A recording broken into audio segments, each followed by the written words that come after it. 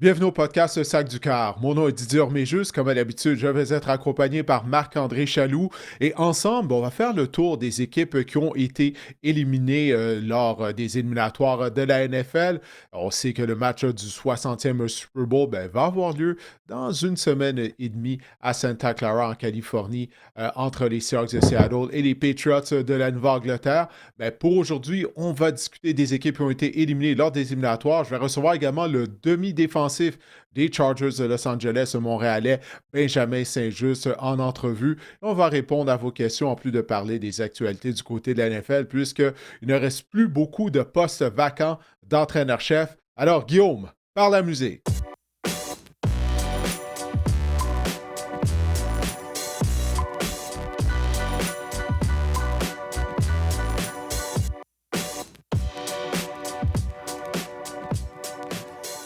Marc-André, on connaît l'identité des deux équipes qui vont s'affronter lors du Super Bowl 60. Il ne reste plus qu'un match à la saison de la NFL. Puis là, il n'y a pas de match cette semaine. Fait que c'est comme ça, on se retrouve un peu dans une zone grise la semaine de congé avant le Super Bowl. Tellement dans une zone grise, dire qu'on ne savait pas quoi faire pour le podcast. Non, c'est une joke, évidemment. Mais, mais ce qu'on va faire, Didier, aujourd'hui, c'est qu'on va parler des équipes qui sont éliminées. Quelles sont les priorités des équipes durant l'entre-saison? Quels sont également un peu leur portrait global là, en vue de la prochaine saison? Qu'est-ce qu'ils doivent faire également pour s'améliorer? Ben oui, absolument. Puis on va commencer avec les Panthers de la Caroline. Qui, eux, écoute, là, lorsqu'on regarde la saison, oui, ils ont terminé au premier rang avec une fiche perdante, mais au moins, on essaie une amélioration du côté des Panthers de la Caroline, parce que je crois qu'il n'y a personne qui pensait que les Panthers allaient participer aux éliminatoires, peu importe de quelle façon ils ont réussi à se qualifier. C'est un pas de l'avant. Puis je pense que ça a été un pas de l'avant également du côté du carrière Bryce Young. Tu sais, Young vient de Effectivement, terminer sa troisième saison dans la NFL. Puis je pense qu'après chaque saison, on peut dire qu'il s'est amélioré. exactement. On a exercé l'option sur son année pour Bryson pour la saison prochaine. J'ai hâte de voir parce que oui, il s'améliore, Didier, mais on parle encore d'inconstance dans son cas. C'est des performances coup-ci, coup-ça. Dans Ouais. une saison, dans une séquence, dans un match également, Bryce Young, c'est ça qu'on a amélioré. Est-ce que Dave Canales, visiblement, est encore dans la situation? Il y a du travail encore à faire pour Bryce Young, mais je pense, comme on l'a déjà dit dans le podcast, là, sans être un quart élite, je pense que Bryce Young est un quart partant dans la NFL. Je pense que les Panthers sont entre de bonnes mains là, avec Bryce Young pour la saison prochaine, du moins. Ouais, parce que je pense que c'est comme tu viens de le dire. Je crois pas que Bryson, je pense qu'après 3 saisons, on peut dire qu'il sera pas un carrière élite, comme tu viens de le dire. Il n'a pas les atouts physiques pour ça. Mais c'est une des raisons pour laquelle je pense que du côté des Panthers à Caroline, il faut essayer d'améliorer notre défense. On n'a pas vraiment de chasseur de Mhm. quart. On l'a vu contre les Rams de Los Angeles lors du match éliminatoire. Il y avait des jeux où Matthew Stafford avait énormément de temps afin de repérer ses receveurs de passe. La défense doit être meilleure que ça en Caroline. Parce qu'avec Bryson aux commandes de l'attaque, je pense pas qu'on va jamais avoir une attaque justement qui va être en mesure de marquer 30 points par rencontre. Alors, on ne peut pas en accorder 30 points par match non plus. Alors, si défensivement on pouvait se resserrer et que Bryson peut continuer de progresser, je pense que ça pourrait être intéressant du côté de la Caroline en 2026. Une question de mettre de la pression sur les corps adverses. En 2024, il y a 2 ans, on a terminé au 29e rang pour les sacs. L'année dernière, on s'est amélioré. Mais cette saison, on s'est amélioré. On a terminé 28e, Didier. Mais à ce Hmm. rythme-là, ça va prendre Ouais. 27 ans avant qu'on devienne une défense élite dans la NFL.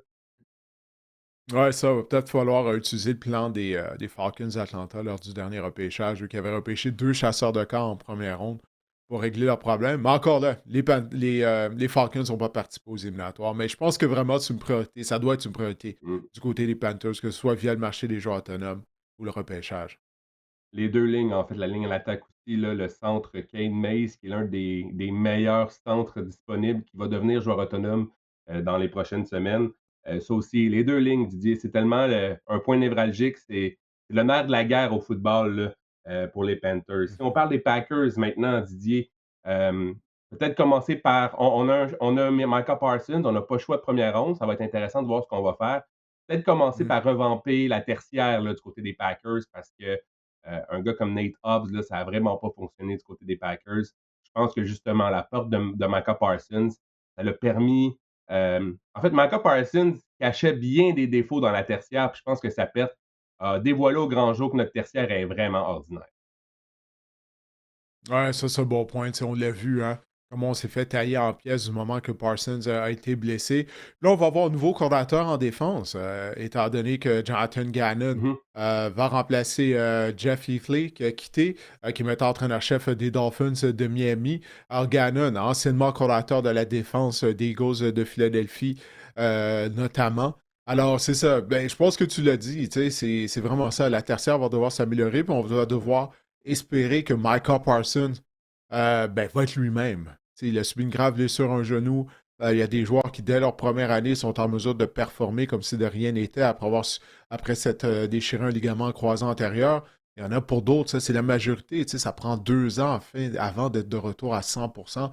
Donc, j'ai hâte de voir ça du côté de Michael Parsons à ce niveau-là parce que je sais qu'on a donné une prolongation de contrat à Matt Lafleur, mais on peut pas juste se qualifier en éliminatoire la saison prochaine et se faire éliminer dès notre premier match Mhm. éliminatoire, encore une fois, du côté des Packers, parce que là, c'est l'histoire qui se répète année après année.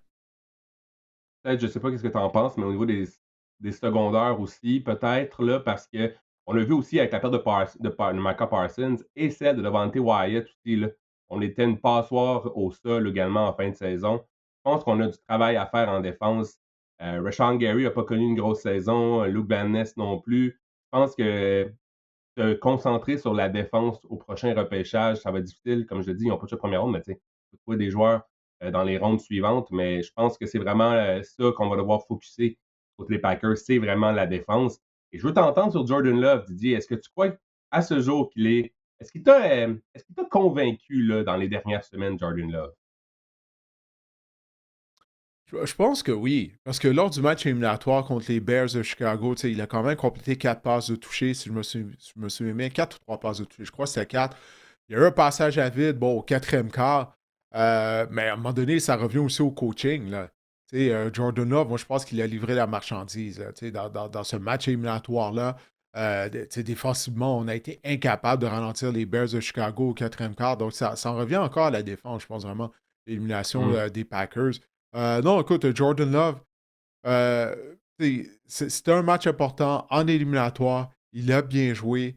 Fait que pour moi, là, ça, comment je dirais, ça réduit les doutes que j'avais à son endroit. J'aimerais savoir plus de conscience de sa part lors de la saison régulière. Mais lors du match éliminatoire à Chicago, moi, je trouve personnellement qu'il avait été solide. Qu'est-ce qu'on va faire, tu penses, de Romeo Dobbs qui devient joueur autonome? On a un paquet de receveurs du côté des Packers. Matthew Golden, à sa première saison, ça n'a pas fonctionné tant que ça.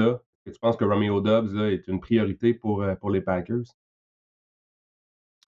Ouais, ben, écoute, pour Golden, souviens-toi, là, lors du match éliminatoire justement contre les Bears, finalement, on l'a ciblé parce qu'il y a des matchs où il n'était jamais ciblé, Matthew Golden. Pourtant, il est talentueux, puis on l'a vu lorsqu'il a inscrit son toucher contre les Bears, à quel point il était talentueux. Alors, c'est ça, là, tu sais, puis il ne faut pas oublier, c'était une recrue. Des fois, la position de receveur de passe un peu plus long pour que les joueurs s'acclimatent à la NFL. Donc, jumelé au fait où il n'était pas ciblé énormément. Je ne suis pas encore inquiet pour Matthew Golden, là, seulement après sa première saison. Pour ce qui est de Romeo Dobbs, ça dépend de combien il va vouloir au niveau du marché des Ouais, joueurs toujours ça autonomes. l'affaire, hein? Également, là, ben, c'est ça exactement. En fait, là, on verra rendu là au mois de mars. Là.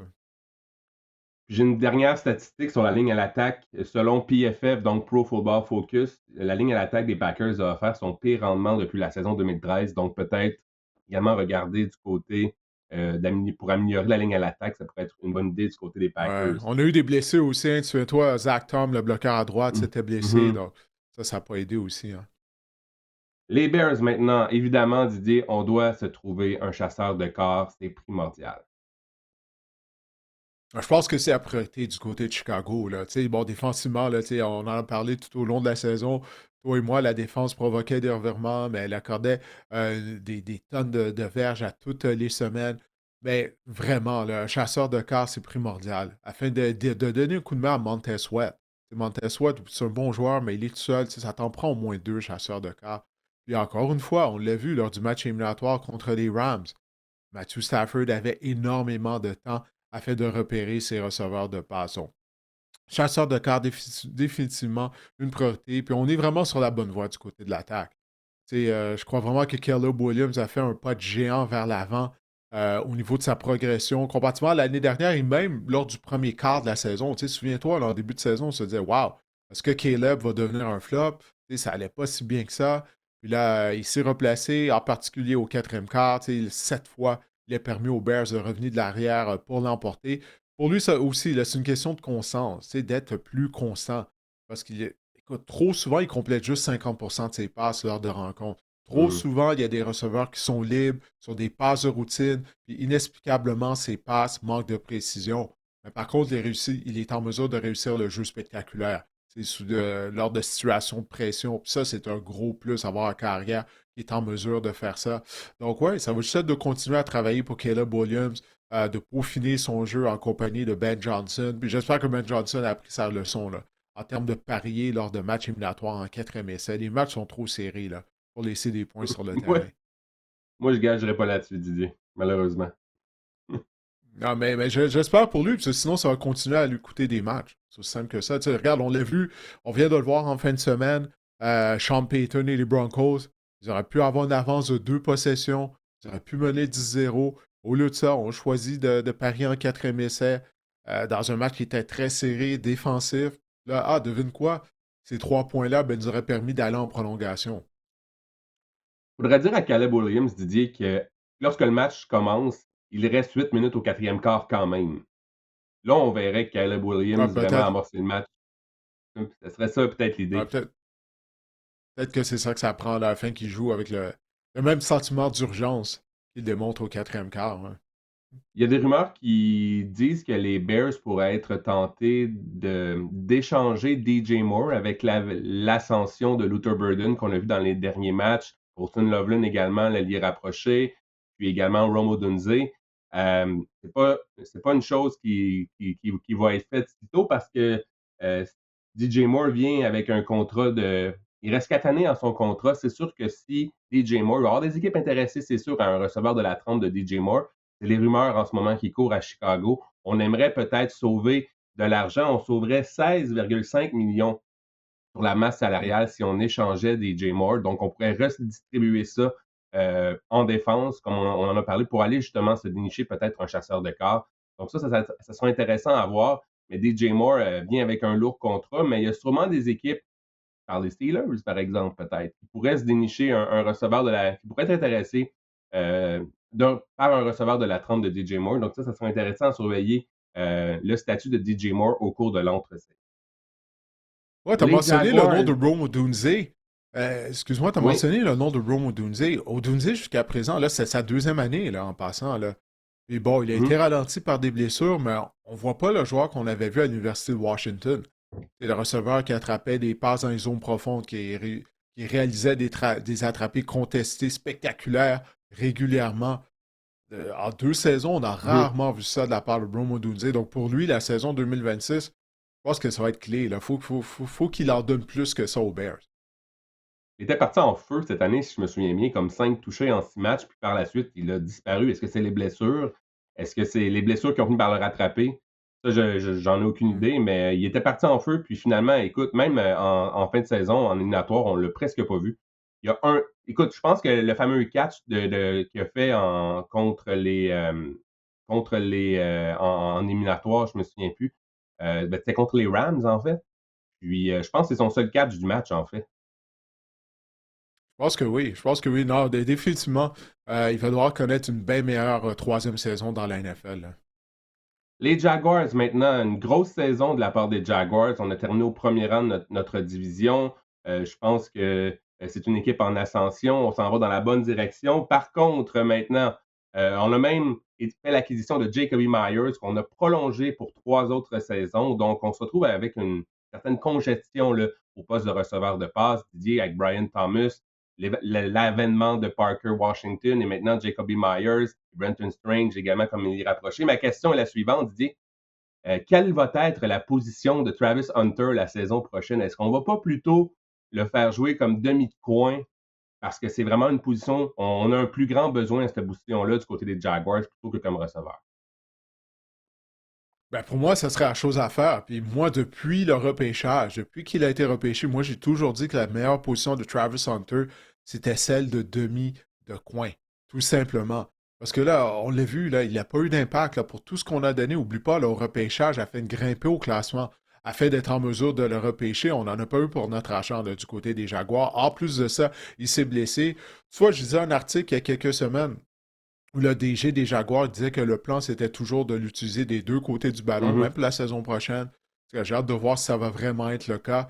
Mais je pense que ça serait vraiment plus simple s'il pouvait se concentrer sur une position seulement et en particulier la position de mi-coin, comme tu l'as dit, on a besoin en plus à cette position-là du côté des Jaguars de Jacksonville. Puis bonne nouvelle, hein, du côté des Jaguars, finalement, leurs deux coordonnateurs ont passé des entrevues avec des équipes pour potentiellement devenir entraîneur-chef. Mais là, finalement, les deux sont de retour à Jacksonville. En fait, ils ne vont pas quitter les Jaguars. Donc, ça, c'est une bonne nouvelle. Ça va permettre d'avoir de la continuité du côté de Jacksonville. Est-ce qu'on va être en mesure de connaître une deuxième bonne saison consécutive du côté des Jaguars, du côté de Trevor Lawrence? Souviens-toi, dans l'histoire des Jaguars, on a eu des bonnes saisons ici et là. Tu sais, je me souviens avec Blake Bortles, lorsqu'on s'était rendu en finale de l'association américaine, qu'on avait même l'avance contre les Patriots à la mi-temps. Puis là, on se dit, bon, ben, les jeunes Jaguars, ils vont être une force pour les années à venir. Puis l'année d'après, ça a été le retour à la normale. On Mhm. n'a pas participé aux éliminatoires. Alors, j'ai hâte de voir ça, mais avec tout le groupe d'entraîneurs qui sera de retour, ben, je pense vraiment que ça va donner une chance aux Jaguars d'avoir de la continuité puis de poursuivre sur leur lancée en 2026. Un autre élément à surveiller, peut-être en terminant du côté des Jaguars, c'est que Travis Etienne est joueur autonome sans compensation. Ça serait intéressant de voir où ce qu'il va aboutir. On s'imagine mal, là. On s'imagine en fait Trevor Lawrence, c'est son ami là, depuis l'université Clemson. Peut-être aller faire un peu de lobbying là, pour qu'on re-signe Travis Etienne, mais c'est intéressant parce qu'on a re-signé plein de joueurs. On a prolongé déjà Jacoby Myers, puis on n'a pas fait d'offre. On n'a pas déjà re-signer Travis Etienne. Donc, j'ai bien hâte de voir. C'est pas ce régime-là qui avait repêché Travis Etienne, il ne faut pas l'oublier. Ce régime-là a repêché, par exemple, Bishop Tootin et LaQuint Allen. J'ai hâte de voir, Didier, où aboutira Travis Etienne, mais ça pourrait là, qu'on ait un besoin à la position de porteur de ballon là, pour 2026. Ah, les porteurs de ballon, on peut en trouver à tous les ans, là. Il y en a en cinquième, sixième, septième ronde. Pense à Monanga du côté des Mm. Bears de Chicago. C'est Asia Pacheco, anciennement, là, du côté des Chiefs. Il a rendu de faire des fair services aux Chiefs. Puis il avait été quoi, un choix de sixième, septième ronde? Pacheco, on peut en trouver. Là. Je ne suis pas inquiet pour ça. Une chose à considérer dans le cas d'Étienne, c'est qu'il y a beaucoup de kilométrage. Hein. Tu sais, à Clemson, Mm. on lui remettait régulièrement le ballon. Tu sais, ça, on prend jamais ça en considération, la carrière universitaire, mais pour les porteurs de ballon, là, c'est là que ça commence. On commence à avoir de l'usure sur les pneus, là, si on peut dire. Si on ajoute du kilométrage à la voiture.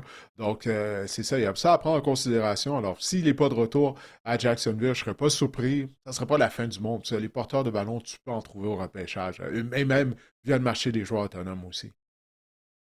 Les Eagles, maintenant, on a congédié le coordinateur offensif Kevin Patullo. On n'a toujours pas nommé son successeur du côté des Eagles. Je pense que la Ah priorité, ouais, qu'est-ce qui Didier, se c'est de passe, Marc-André? C'est c'est- toi le partisan numéro un des Eagles au podcast. C'est ton Hey, je le club. sais pas. Ta photo de Saquon derrière toi. Et il se passe quoi, là? On n'a toujours pas Je, trouvé un coordinateur à l'attaque. je ne sais pas ce qui se passe, mais écoute, j'ai foi en Howie Roseman. Là, c'est quand même un. J'ai foi en Howie Roseman, mais je suis vraiment un peu. Je trouve que la caravane est en train de passer, puis on est peut-être en train de manquer le bateau. Cliff Kingsbury, ce serait ça ma prédiction en ce moment, peut-être. Coordinateur offensif des Eagles, peut-être. Mais lui, il doit chercher un job Eh, d'entraîneur-chef. Oui, vas-y. Ben, est-ce qu'il a été interviewé par les Eagles, Kingsbury? Parce que je me souviens au début du processus, on entendait son nom une fois qu'il a quitté Washington. Puis on disait, ah, peut-être qu'il allait même être un candidat à un des postes d'entraîneur-chef. Puis là, depuis quelques semaines, j'entends jamais son nom. J'ai pas lu son nom dans aucune rumeur, que ce soit sur X ou dans des articles. Est-ce que tu le sais, là? Est-ce qu'il a Non, même été j'ai interviewé pas. par les Eagles? Hmm. Je sais pas personnellement, mais c'est drôle aussi, Kingsbury. Ça aurait été le genre de candidat que les Bills auraient pu être intéressés aussi. Je veux dire, ouais, c'est vrai qu'écoute, on a juste eu la nouvelle comme quoi On n'entend plus qu'il son nom, là. voulait avoir d'autres opportunités, puis finalement, depuis, on n'a pas de nouvelles. Bref, puis les postes se comptent, c'est quand même étrange. Mais Ben en tout cas, oui. pour revenir aux Eagles, il faut fixer l'attaque, Didier. Parce que cette attaque-là, elle était la plus Tu chère en penses? termes de moyenne de salaire dans la NFL, mais elle était classée dans le dernier tiers de la ligue. Fait que c'est ça la priorité des Eagles. Retrouver notre domination également sur la ligne à l'attaque qui commence à vieillir. On a des bons joueurs, on coûte cher, mais l'attaque, ça ne fonctionnait pas la saison dernière. C'est ça qu'il faut fixer Hmm. dans l'entre-saison. Ouais, non, je suis entièrement d'accord avec toi, mais en tout cas, j'ai hâte de voir qui va être le coordinateur à l'attaque. Moi, mon choix pour eux, c'est Brian Daboll, mais là, finalement, il s'en va au Tennessee avec, voyons, avec l'ancien coordinateur de la défense des 49ers, ça, Robert Saleh. Ça, il s'en va au Tennessee avec Saleh. Donc, en tout cas, j'ai hâte de voir ça. Qui va hériter de ce poste-là, là, à Philadelphie? Je trouve que c'est pas bon signe si on n'a toujours pas embauché personne. Là, Non, c'est pas bon signe. Mais aussi, je vais peut-être te Hmm. parler de la défense un peu. On a vraiment, j'ai vraiment aimé l'apport de Jalen Phillips en fin de saison. Je pense que les Eagles vont tout faire pour le re-signer, les joueurs autonomes. On a des joueurs autonomes aussi, Nakobe Dean. Je pense que Dallas Goedert, ses jours sont comptés, malheureusement. Ses jours étaient comptés avec les Eagles, avec l'argent disponible. Je pense qu'on ne pourra pas le re-signer. Mais Jalen Phillips, Reed Blankenship, Nakobe Dean, Dallas Goedert sont des joueurs autonomes assez important au niveau des Eagles. J'ai hâte de voir ce qu'on va faire là, durant notre saison.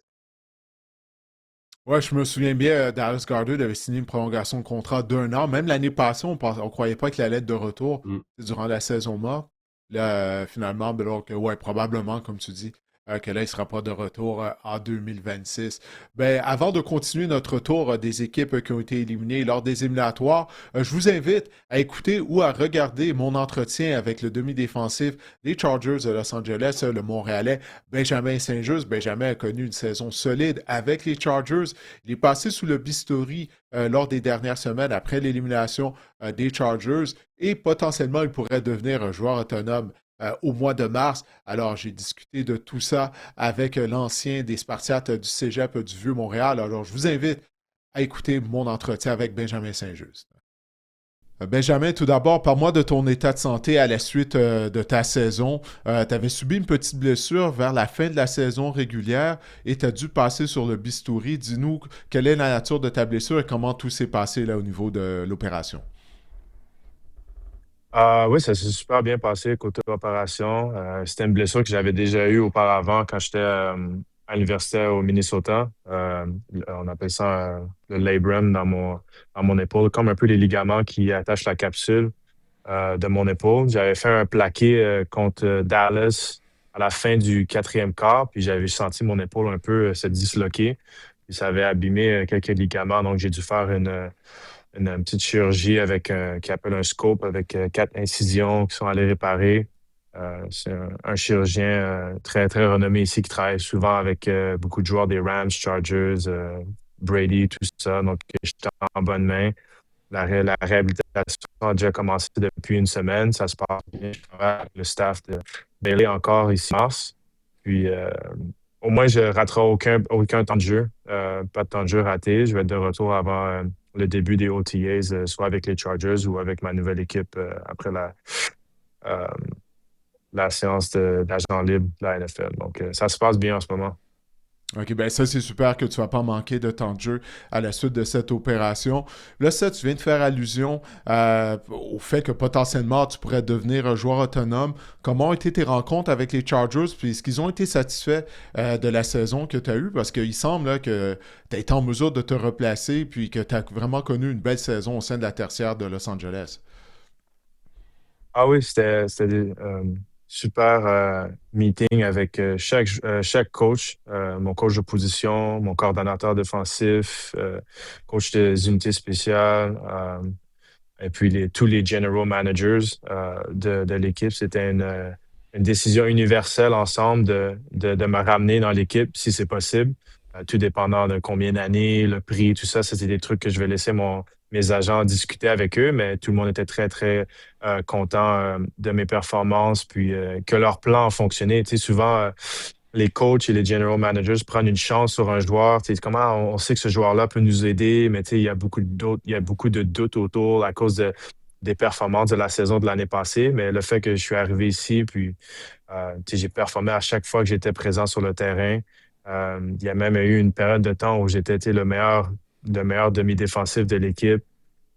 J'ai pu les aider sur les unités spéciales où j'avais presque jamais joué auparavant dans ma carrière. Donc, ils ont vraiment été contents de mes performances. Puis moi aussi, j'ai été content de ma saison. Je me suis amusé. On a gagné 11 matchs.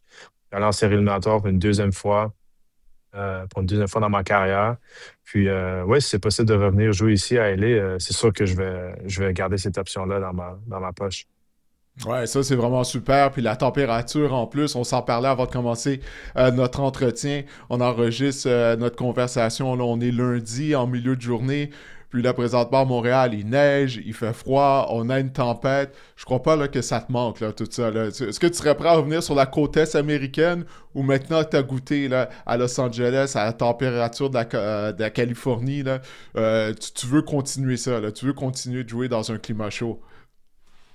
Ah, ben c'est sûr que il y a des atouts ici de jouer en Californie, jouer dans un super dôme à SoFi. Non, c'était super cool, c'est une belle expérience cette année de pouvoir vivre ça avec ma famille.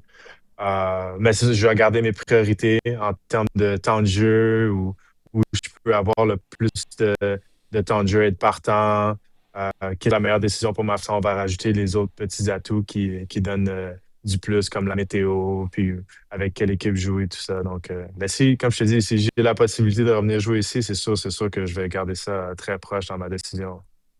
Ben écoute, je te le souhaite, là, je te souhaite sincèrement que si tu peux en venir à une entente avec les Chargers, parce que vraiment, je crois qu'ils t'ont utilisé de la bonne façon. Tu me l'avais dit l'année dernière lorsque tu as signé avec eux qu'ils avaient un plan pour toi. Puis ce plan-là a été mis à exécution. Puis comme tu l'as dit, tu as été en mesure ben, d'aider l'équipe à gagner 11 matchs.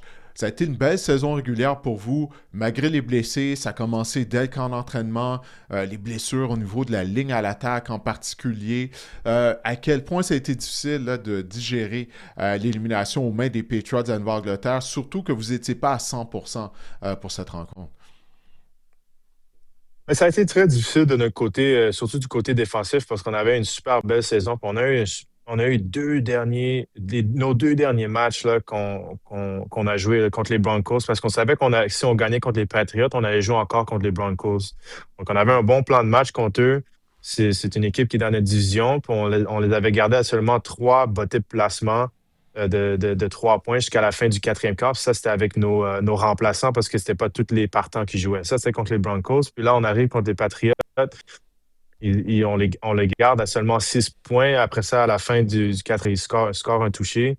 Puis à l'offense, c'est très difficile de mettre des points. Donc, si on avait pu scorer peut-être un touché ou deux touchés à l'offense, c'est juste pour garder la partie un peu plus proche, un peu plus compétitive. Tu sais, je pense qu'on aurait une super bonne chance de se rendre au moins au AFC Championship. Donc, c'est ça qui fait mal un peu parce que Mm. on savait qu'on avait l'équipe pour se rendre. C'est juste que, comme tu dis, il nous manque nos deux joueurs de ligne les meilleurs. C'est des joueurs qui sont top 5 dans la NFL, c'est des Pro Bowlers, des All-Pro. Puis on a besoin de ça pour protéger Herbert. Ça change beaucoup le cahier de jeu. Tu sais, il y a beaucoup de jeux qui ont dû être éliminés parce que là, il y a beaucoup moins de temps pour être protégé. Mais c'est ça, c'est tough, mais je trouve qu'on a super bien joué. La défense là, était impeccable. Ouais, puis là, vous allez avoir un nouveau coordinateur en défense, étant donné que Jesse Minter a quitté, il a accepté le poste d'entraîneur-chef des Ravens de Baltimore. Comment était ta relation avec lui? Puis est-ce que tu es déçu justement de le voir quitter? Parce que comme tu viens de le mentionner, vous aviez une des meilleures unités défensives de toute la NFL.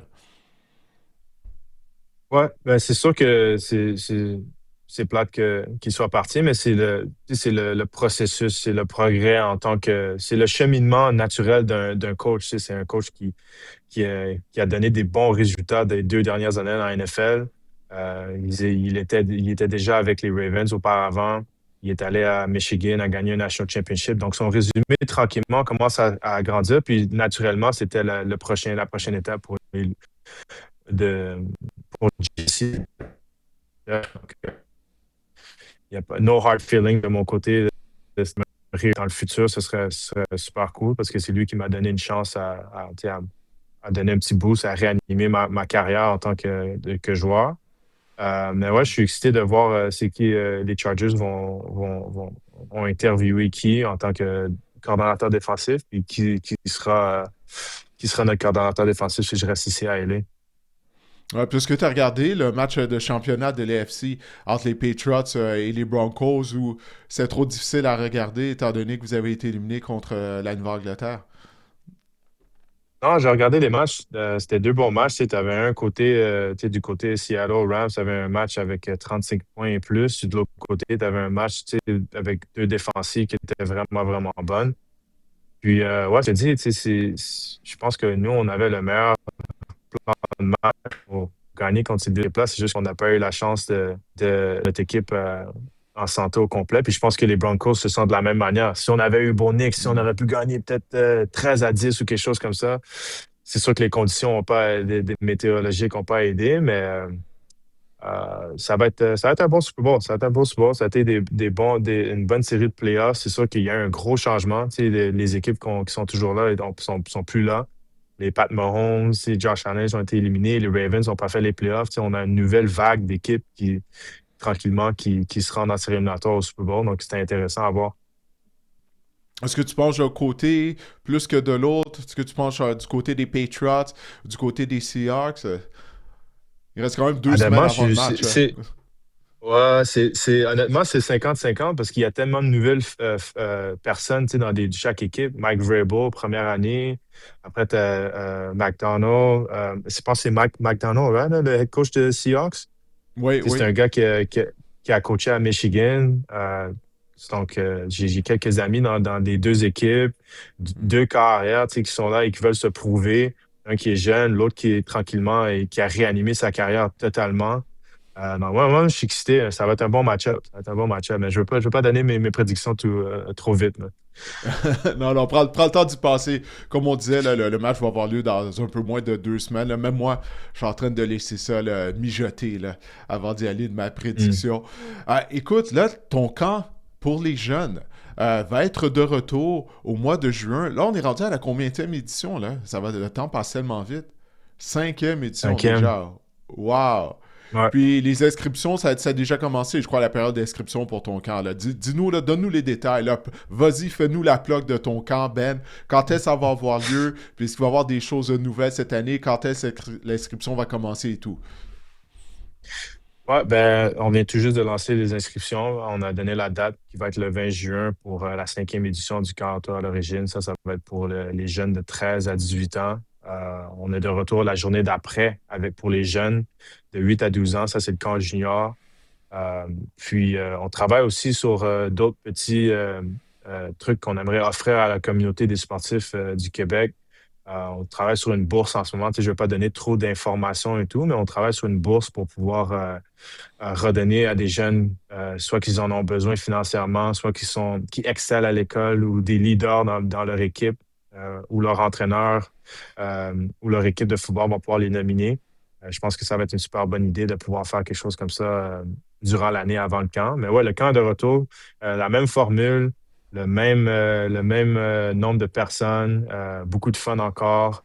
Ça va être fun cette année parce qu'il y a beaucoup de joueurs, tu sais, des Chargers qui étaient intéressés à venir visiter Montréal et à participer au camp et de redonner. Donc, je vais les inviter. Puis, je pense que les kids vont adorer ça. Donc, yeah, moi, je suis excité, là. Ça va bien se passer. Puis, je trouve que c'est nice ça fait 5 ans qu'on le fait. Tu sais, on n'a pas fait ça une année, 2 années, puis après ça, on arrête. Tu sais, on a une super bonne équipe à la fondation. Puis, très content de tous ceux qui travaillent avec moi sur ça, sur ces projets-là. Ben écoute, ça c'est vraiment super, Benjamin. On va inviter les gens également à aller sur tes réseaux sociaux s'ils tiennent à s'inscrire à ton camp, les gens qui nous écoutent ou qui nous regardent. C'est vraiment bien, là, tu sais, je te l'ai toujours dit, le fait que tu redonnes à la communauté de cette façon-là. Puis là, maintenant, tu as un impact même au niveau des jeunes footballeurs. Il y a quelques semaines, je m'étais entretenu avec Jordan Lessard, ancien demi de coin du Rouge et Or de l'Université Laval. Il va poursuivre sa carrière maintenant à l'Université Colorado State. Puis il avait mentionné ton nom. Tu sais, comme un des joueurs qui lui sert de modèle, d'idole. Donc, c'est vraiment cool de voir ça, tu sais, de voir les jeunes Québécois qui suivent dans tes traces, qui tentent de faire qu'est-ce que tu as accompli, qu'est-ce que Laurent Duvernay-Tardif a fait par le passé, Anthony Auclair et tous les autres Québécois, Mathieu Bergeron qui joue dans la NFL en ce moment. Alors ça, c'est tout à ton honneur, puis tu sers vraiment de bel exemple aux jeunes footballeurs au Québec. C'était ça le but. Je pense que il y a ouais, il y a peut-être 6 ou 7 quand on commençait tout tranquillement à faire des entrevues, des podcasts, tu m'avais demandé, tu sais, c'est quoi ton but quand tu vas te rendre au niveau professionnel? Puis j'étais comme, ah, j'aimerais ça vraiment forger le chemin pour la prochaine génération, pour en avoir plus, tu sais, qui vont se rendre en NFL, qui vont pouvoir redonner leur connaissance, formation. Puis là, tranquillement, tu sais, on le voit, tu sais, des jeunes comme celui qui s'en va à Colorado State qui me mentionne, ben, peut-être dans 6 ans, il y a quelqu'un qui va dire, ben, celui-là qui était, le jeune, c'est, si je me rappelle bien, Jordan. Ouais, Jordan Lessard, oui. Ouais, ouais, Jordan Lessard, ben justement, ah, ben Jordan Lessard, tu sais, a fait le saut de Laval à Colorado State, puis moi, ça m'a inspiré et tout ça. Puis là, tranquillement, on commence à créer un super cheminement de jeunes joueurs québécois, canadiens qui se rendent au plus haut niveau professionnel. Puis là, on a un beau bassin d'athlètes qui ont performé au plus haut niveau. Donc, c'est ça mon but. Puis je pense que tranquillement, ça fonctionne. Ouais, ben écoute, c'est vraiment entamé, puis la relève est là en termes de jeunes footballeurs. Écoute, il y en a de plus en plus là, qui jouent au niveau universitaire américain, même au niveau des prep schools et tout. Fait que je pense que c'est là pour rester. Là. Ça sera plus surprenant de voir un Québécois jouer dans la NFL, être partant et connaître du succès. Ben écoute, Benjamin, je te remercie de m'avoir consacré un peu de ton temps pour cet entretien. Je te souhaite la meilleure des chances, premièrement avec ta remise en forme à la suite de ton intervention chirurgicale à une épaule et bien sûr également avec le marché des joueurs autonomes. Je te souhaite d'en venir une entente avec les Chargers. C'est pas avec les Chargers, bien avec une autre équipe. Puis j'espère que ce sera dans un endroit où il fait chaud. Tu n'as pas besoin de revivre l'hiver. Là. Donc, Didier, poursuivons avec les Chargers de Benjamin Saint-Just, ou du moins de Benjamin Saint-Just la saison dernière, on va dire ça comme ça. Donc, au niveau des Chargers, Didier, il va falloir améliorer la ligne à l'attaque. C'est sûr que Ouais. c'est une priorité pour l'équipe. Ouais, ben de revoir tout d'abord là, nos deux bloqueurs en santé, là, Rashawn Slater et Joe Halt, qui vont effectuer des retours au jeu la saison prochaine. Eux qui ont subi des graves blessures, qui ont mis fin à leur saison. Dans le cas de Slater, il a raté toute la saison. Il s'était blessé dès le camp d'entraînement. Donc, déjà, là, la ligne à attaque, juste par ça, elle devrait être meilleure, Marc-André, il me semble. Il y a même l'intérieur de la ligne à l'attaque, que ce soit via le marché des joueurs autonomes ou le repêchage qu'on pourrait également essayer d'améliorer. Mais je suis d'accord avec toi. Ça doit être la priorité du côté des Chargers, parce qu'on l'a vu là, lors du match éliminatoire contre les Patriots de Nouvelle-Angleterre. La défense a bien joué, mais on ne fait rien faire en attaque. On était paralysé avec cette ligne à l'attaque-là du côté des Chargers. Puis j'ai hâte de voir leur attaque l'année prochaine, parce qu'on sait à quel point Justin Herbert est talentueux. Bon, il connaît toujours des ratés en éliminatoire, mais là, il va être jumelé avec Mike McDaniel. McDaniel qui a accepté le poste de coordinateur offensif des Chargers. Donc, j'ai hâte de voir qu'est-ce que ça va donner, ça, du côté des Chargers. Puis, on va devoir se dénicher un coordinateur défensif, parce que Jesse Minter a quitté pour Baltimore. Il est maintenant l'entraîneur-chef des Ravens de Baltimore. Donc, beaucoup de pain sur la planche pour Jim Harbaugh au cours des prochaines semaines. On a aussi peut-être re-signé Taylor Tart, là, qui était potentiellement le gars qui stoppait vraiment le jeu au sol adverse dans la défense. Donc, ça a été un élément important pour les Chargers.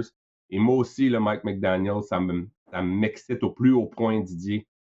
Omarion Hampton, entre autres. Là. Si on peut utiliser Omarion Hampton comme on utilisait devant Achan dans l'attaque des Dolphins, et si on peut utiliser Oronde Gadsden comme on utilisait Jono Smith l'année dernière ou même Darren Waller cette année, écoute, le poil me lève, Didier, ses bras.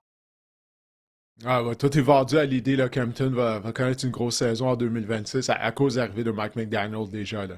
Écoute, on aura l'occasion de s'en parler, mais écoute, en tout cas, ça fait pas foi de tout, c'est vraiment juste des théories, mais c'est sûr que quand tu as les bonnes pièces, les bons pions à la bonne place, c'est quand même, on, c'est quand même excitant de voir ce que Mike McDaniels peut faire parce qu'on a beaucoup d'armes en attaque. Même le groupe de receveurs est quand même intéressant là, du côté des Chargers. Parlons des Steelers maintenant, Didier. Par où qu'on commence? Ben Tu as oui. trouvé un receveur numéro 2 peut-être? Ou un receveur pour épauler DK Metcalf? Un corps arrière? Ouais, ben, on a un entraîneur-chef, tout d'abord, Mike McCarthy. Oui. Hein? Oui. C'est lui le nouvel entraîneur-chef des Steelers de Pittsburgh. Puis de ce que je disais sur les réseaux sociaux, mon Dieu, les gens à Pittsburgh sont vraiment pas contents de ça. Et eux, ils disent que c'est du pareil au même d'engager Mike McCarthy pour remplacer Mike Tomlin. Mais c'est faux, ça. C'est pas vrai que c'est du pareil au même. Parce que McCarthy, son background, c'est quoi? C'est en attaque. Tomlin, c'est un entraîneur défensif. Et Mark McCarthy a démontré au cours de sa carrière qu'il était en mesure de développer des carrières. C'est lui qui a développé Aaron Rodgers. Il faut se rappeler qu'Aaron Rodgers, lorsqu'il a été repêché par les Packers de Green Bay, oui, c'est en première ronde, mais c'est avant la fin de la première ronde. Je me souviens bien, c'est le 24e choix de la première ronde. Puis le joueur qu'il était à l'université à l'université de la Californie, comparativement au joueur qu'il est devenu, ben c'est ça, là, on assiste à une transformation de sa part. Puis il faut créditer McCarthy. Puis il a travaillé avec d'autres carrières également par le passé qui l'a aidé à développer. Ça, c'est une denrée rare, Marc-André. Tu sais, il y a bien des entraîneurs là, qui ont la fameuse étiquette de gourou des carrières, puis je ne sais pas où ils ont trouvé cette étiquette-là, s'ils se sont donné eux-mêmes le titre de gourou des carrières. Mais Mark McCarthy, c'en est un, là, pour de vrai. Alors, pour une équipe qui est à la recherche de carrière depuis plusieurs années, ben, je pense que ça, c'est quelque chose de bien. Puis quand tu regardes la fiche de McCarthy en carrière, Marc-André, ses statistiques sont. C'est pratiquement un copier-coller des statistiques de Mike Tomlin et de John Harbaugh. Et puis ces deux-là sont considérés comme étant des bons entraîneurs. Donc, j'ai hâte de voir bon, qu'est-ce qui va arriver à Pittsburgh. Puis bon, tu as posé la question de carrière. Ça, j'ai hâte de voir qu'est-ce qui va arriver, puisque lors de son point de presse, McCarthy il a dit qu'il était ouvert à l'idée de travailler à nouveau avec Aaron Rodgers. Ça me surpris, parce que est-ce que je me trompe? Mais il me semble qu'Aaron Rodgers avait complètement lancé sous l'autobus Mac McCarthy une fois qu'il avait quitté Mhm. Green Bay. Ouais, j'ai hâte de J'ai pas voir comment rêvé, ça c'est va. arrivé, ça, right? Exact. Et si, admettons que Aaron Rodgers ne revient pas, on fait quoi du côté des Steelers? Il va falloir repêcher un corps arrière. Hmm. Will Howard, visiblement, on ne l'a pas vu sur le terrain. Je ne sais pas de son développement si ça. Ça, c'est une bonne Écoute, question. on n'est peut-être pas là. Mason Rudolph, encore une fois. Il va falloir repêcher un corps arrière. Euh, Ben, j'ai hâte de voir ce qu'on va Marc-André, on faire, a là. quoi? On repêche quoi au 21e rang, je pense? On a Mhm. participé aux éliminatoires, donc il n'y aura pas de carrière, là. Parce que, premièrement, il y a réellement juste un carrière qui, selon moi, là, qui a vraiment un potentiel pour devenir possiblement en carrière de concession, c'est Fernando Mendoza. Après ça, il y a un gros trou, là. Qui va être le numéro 2? Peut-être Ty Simpson, l'ancien d'Alabama, mais tant que moi, il aurait dû retourner à l'école pour la saison 2026 plutôt que de se rendre admissible au repêchage. Tu sais, je te l'ai dit depuis l'été que c'est pas une grande cuvée de carrière, puis ça n'a pas changé. C'est vraiment pas une grande cuvée. Donc, je suis même pas sûr que la réponse à la position de carrière va se retrouver dans le repêchage pour les Steelers de Pittsburgh. Donc, ça, ouais, définitivement, c'est un dossier à suivre. Puis pour ce qui est de Will Howard, l'ancienne carrière de Ohio State, il a terminé sa première saison avec les Steelers. Il a été un choix de sixième ronde. Il y a une raison pourquoi Mhm. Will Howard a été un choix de sixième ronde. Là. Si les équipes pensaient qu'il avait le potentiel de devenir un bon carrière, il aurait été repêché plus tôt. Des carrières de sixième ronde connaissent de belles carrières ou de septième ronde. Ce sont des exceptions, là, des Tom Brady, des carrières à San Francisco dont le nom m'échappe. Brock Purdy. Brock Purdy. C'est ça, ce sont des exceptions. Là. Donc, généralement, les carrières repêchées en sixième ronde, c'est des carrières réservistes où, après 3, 4 saisons, ben, ils ne sont même plus dans la NFL. Donc, moi, je ne m'en porterais pas dans le cas de Will Howard, mais non, ce sont des grosses questions là, entourant la concession des Steelers de Pittsburgh. Et on a répondu à une des grosses questions en embauchant Mike McCarthy, mais la position de carrière, ça demeure un point d'interrogation. Pourquoi une huitième saison consécutive? Là. Puis également la position de receveur, un receveur numéro 2 pour épauler DK Metcalf. Je vais te poser une question, Didier, pour prouver mon point. Sais-tu qui a Mhm. obtenu le plus de réceptions chez les Steelers la saison dernière? Après Metcalf, tu veux 73. dire? Non, non, non. Au général, au total. Ah, ok, ok. 73, ouais, puis c'est quoi? C'est pas DK, donc c'était Kenneth Gainwell, je parie. Kenneth Gainwell, 73. DK Porteur de Metcalf, ballon. 59. C'est Hmm. fou, hein? C'est pas bon On a signe un quand un de problème. tes porteurs de ballon mène ton équipe, à moins que ce soit Christian McCaffrey avec 100 réceptions. Mais oui, on a un problème, tu as absolument raison, on a un problème. Non, il faut refaire le groupe de receveurs au complet du côté des Steelers de Pittsburgh. Je pense, puis oublie pas, la défense est vieillissante en plus, hein? Cette défense a besoin Ouais. d'une cure de rajeunissement, donc il y a beaucoup d'ouvrages à faire à Pittsburgh. J'ai hâte de voir aussi Jalen Warren, là, qui a connu quand même une bonne saison. Mais en fait, on avait un bon duo avec Warren et Gainwell. J'ai hâte de voir avec McCarthy. C'est pas un entraîneur reconnu pour te souviens, là, lorsqu'il était à Dallas, cette année, on va courir davantage, puis on courait pas davantage. J'ai hâte de voir à quel point écoute, Mike McCarthy, c'est schéma tactique, c'est un gars qui aime passer. Pour pouvoir passer, ben, il va falloir trouver des receveurs. Je pense qu'on a beaucoup, comme tu me dis, on a beaucoup de travail à faire là, du côté des Steelers. Ouais, et en Les plus, Bills, si tu me oui, permets, vas-y. la température à Pittsburgh, tu dois courir avec le ballon, là, rendu à un certain temps de l'année. Il fait froid, c'est pas aussi évident que ça de passer le ballon. Et puis les Steelers, traditionnellement, lorsque les Steelers sont à leur mieux, on a toujours une bonne attaque au sol. Donc j'espère que c'est ça qu'on va essayer de recréer maintenant avec sous Mike McCarthy. Les Bills, maintenant, on a promu Joe Brady au poste d'entraîneur-chef. Je pense que c'était mérité parce que l'attaque des Bills, depuis qu'il a pris les rênes de cette attaque-là, donc lors de la semaine numéro 11 de 2023, on marque en moyenne 29,1 points par match. Bon, pour le deuxième rang dans la NFL au cours de cette période. L'année dernière, Didier, les Bills, 9 matchs d'au moins 30 points. Un sommet dans la NFL. Également, on a terminé premier pour les verges au sol dans la NFL. Donc, Joe Brady, vraiment, l'attaque, il connaît ça. Mais le problème, c'est qu'il va falloir vraiment fixer la défense, notre défense, pardon, contre le jeu au sol, les deux lignes. Euh, c'est vraiment ça qui est une priorité pour les Bills, c'est fixer cette défense-là. J'aime pas ce qui se passe à Buffalo. J'aime vraiment pas ça. Depuis le point de presse de Pegula, le propriétaire, où écoute, il avait l'air d'un clown. Il a essayé de lancer sous l'autobus Sean McDermott. Il a lancé sous l'autobus même Keon Coleman, qui fait toujours partie de l'équipe. Ça n'a aucun bon sens.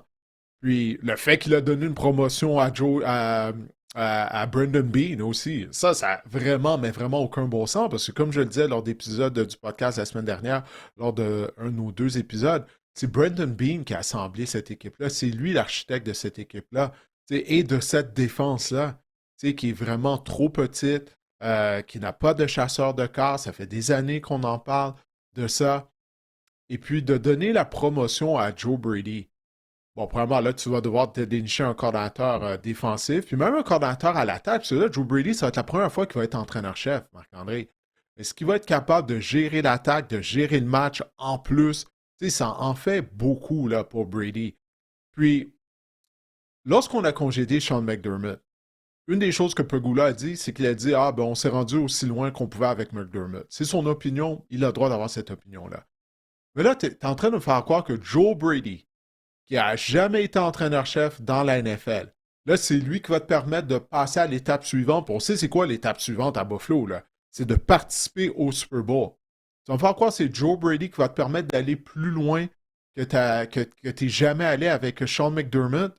Moi, j'aurais cru qu'on aurait amené peut-être justement un Mike McCarthy à Buffalo, un entraîneur qui a déjà gagné un Super Bowl, qui a de l'expérience pour essayer de passer à l'étape suivante. Au lieu de ça, on donne promotion à l'interne à Joe Brady.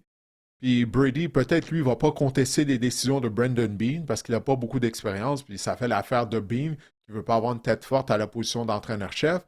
Donc, moi, je trouve ça étrange. Vraiment étrange, qu'est-ce qui se passe à Buffalo. Moi aussi, j'aime pas ça.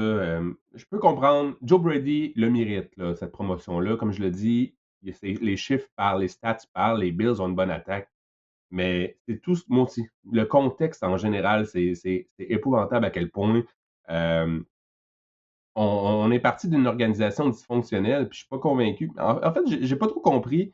On s'est servi finalement de Sean McDermott comme bouc émissaire, finalement, quand on y pense. Ah oui. C'était de sa faute, c'est juste lui qui est parti finalement. Oui, c'est ça, exactement. C'est vraiment ça qu'est-ce qu'on vient de faire à Buffalo. Puis encore une fois, si on juge qu'on n'allait pas pouvoir aller plus loin avec le Sean McDermott, c'est une chose. Ça, je peux comprendre ça.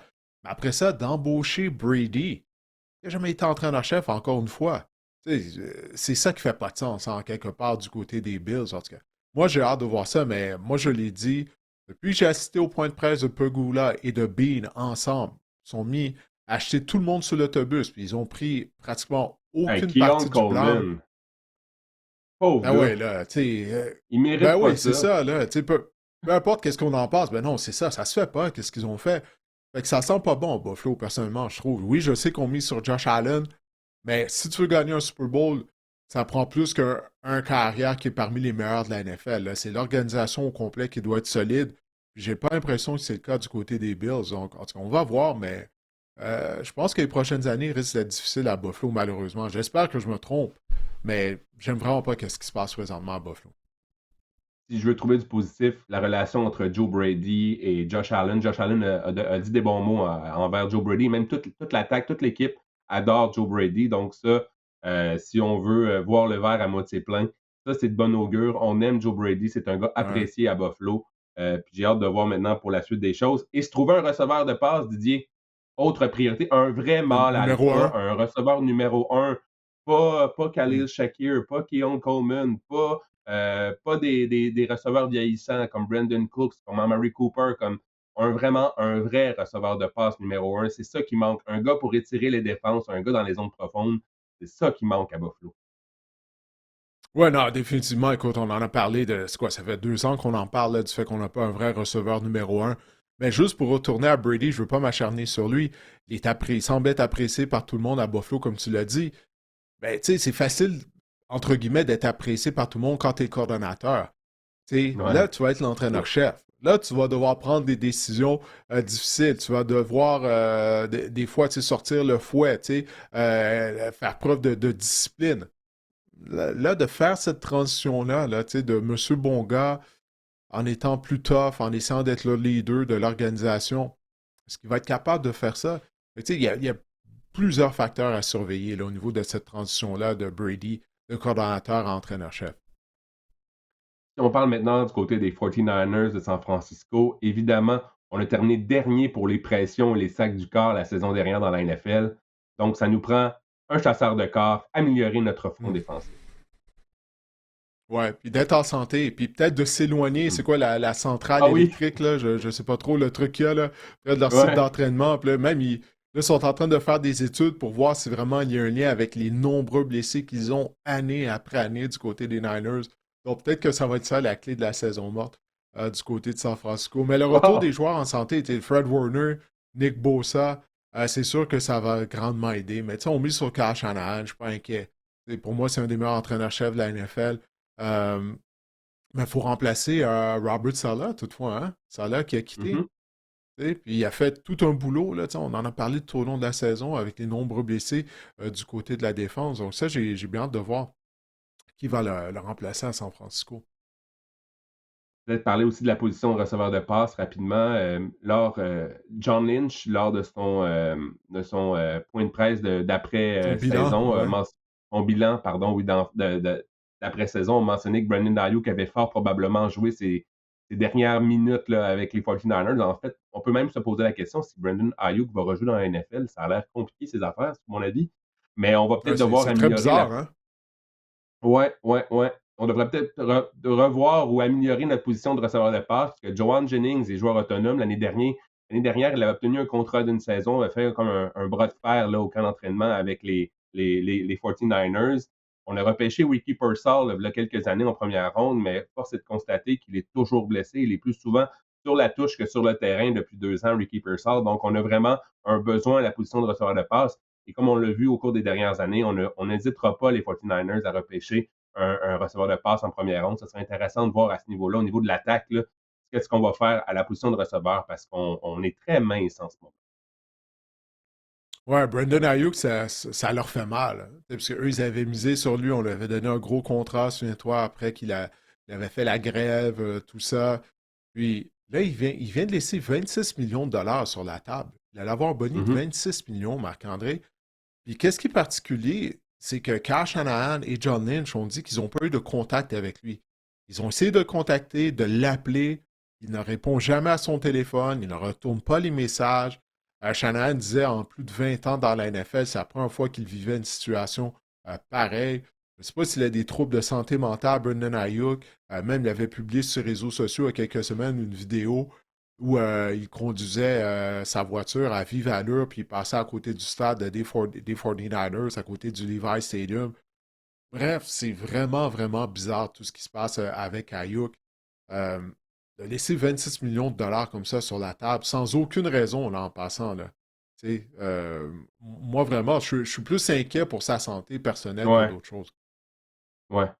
Je suis de ton avis. J'ai bien hâte de voir comment tout ça ça va se terminer dans son cas. Si on parle maintenant des Texans, évidemment, les Texans, c'est de trouver une stabilité sur la ligne à l'attaque et peut-être même un porteur de ballon parce Ah, je que pensais que tu allais notre commencer tout jour. de suite avec CJ Stroud. Je pensais que tu allais commencer avec Non, CJ Stroud d'entrée de mais jeu. je pense que la ligne à l'attaque, ça pourrait aider CJ Stroud aussi. Donc, je pense que la ligne à l'attaque est une priorité pour les Texans. Notre jeu au sol, l'année dernière, les Texans, 24e pour les verges par match et 29e pour les verges par course à 3,9. Donc, on a vu Woody Mark, c'était cute, mais ça a ses limites. Je pense que si on stabilise la ligne à l'attaque, je pense que ça va aider notre jeu au sol et par la bande, ça va nous aider CJ Stroud. Je pense que c'est le début. C'est là la fondation des Texans. Il faut commencer par la fondation qui est la ligne à l'attaque. Ouais, Mark, c'était même pas supposé être le partant, là. Faut pas l'oublier que Joe Mixon, on l'a jamais vu. C'en a un autre, souviens-toi, lors du camp d'entraînement, il s'était Ouais. blessé à une cheville. Là, dès le départ, c'était bizarre. Les Texans ne voulaient pas trop en dire sur la nature de sa blessure. Puis même là, le DG des Texans, lors de son bilan de la saison, lorsqu'il s'est adressé aux médias, il a dit que Mixon ne s'est pas blessé en jouant au football. Mais il disait par contre que c'était pas de sa faute, c'est quelque chose qui est arrivé à l'extérieur du terrain de football, mais il disait que c'était pas la faute de Joe Mixon. Mais il voulait pas donner de détails, c'est bizarre. Puis il disait que c'est la première fois qu'il voyait quelqu'un se blesser de cette façon-là. Mais il voulait pas dire exactement comment ça s'est produit. Bref, moi, en tout cas, on va voir si Joe Mixon sera de retour. Même s'il est de retour, je crois qu'il s'approche de la trentaine. Là, Joe Mixon, c'en a un autre là, qui a beaucoup Mhm. de kilométrage dans le corps. Euh, mais oui, la ligne à l'attaque, il faut l'améliorer, mais c'est CJ Stroud. La grosse question, Ouais. parce que Marc-André, là, ça fait 2 ans que ça dure. Là. Son année recrue, là, c'est bien beau, là, mais ça fait 3 ans de ça.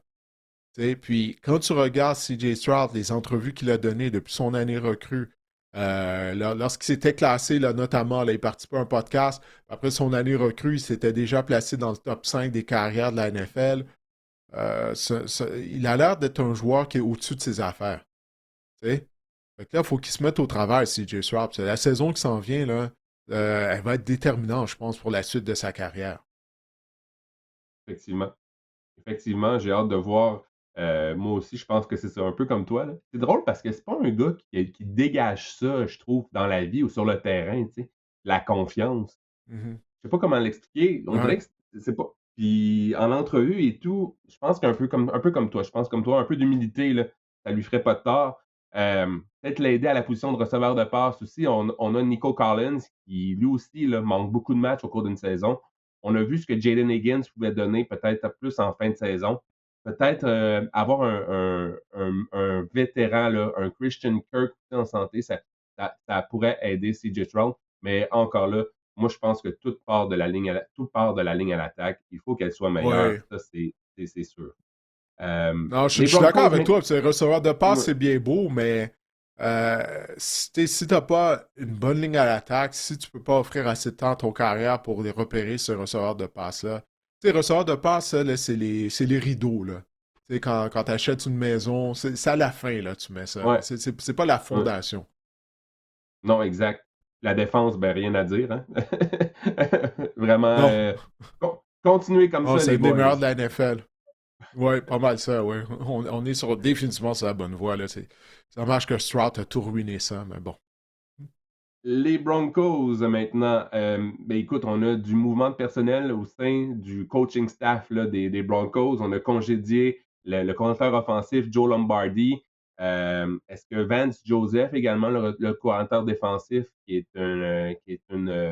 est un candidat convoité là, que l'on voit actuellement, est-ce que Sean Payton va devoir faire des modifications à son coaching staff? Je pense que ça part de là. Davis Webb, qui est la belle du bal cette année. En ce moment, il est partout, Davis Webb. Je pense que les Broncos ont voulu lui faire de la place comme coordinateur offensif, Davis Webb, pour le garder au sein du giron de l'équipe. Mais ça va. C'est une question d'entraîneur en ce moment, Didier, les Broncos, parce que sur le terrain, je pense que la défense, on voit à quel point qu'elle est bonne, mais ça va partir justement de qui va pouvoir guider cette défense-là, cette attaque-là. Là. Ouais, parce que le nom de Davis Webb fait surface dans des rumeurs pour le poste d'entraîneur-chef des Raiders. Alors, on va voir, tu sais, peut-être qu'il ne sera même pas de retour avec les Broncos de Denver à la suite du départ de Joe Lombardi. Mais Sean Payton sera toujours là. Alors, On va être correct, là. Je suis pas inquiet, là, même si Davis Webb quitte l'organisation des Broncos de Denver. Peyton sera toujours là. Je suis pas vraiment inquiet. Mais Bo Nix, est-ce que j'ai pas vu, j'ai rien vu concernant est-ce qu'il va être en santé au début du camp d'entraînement après l'opération là, qu'il a dû subir à sa cheville? Je sais pas si toi tu as vu de quoi passer. Moi, j'ai rien vu passer Mm. là-dessus. C'est ça Non. que je me demandais. Si Nix va être Non, prêt à j'ai rien entamer vu. la prochaine saison.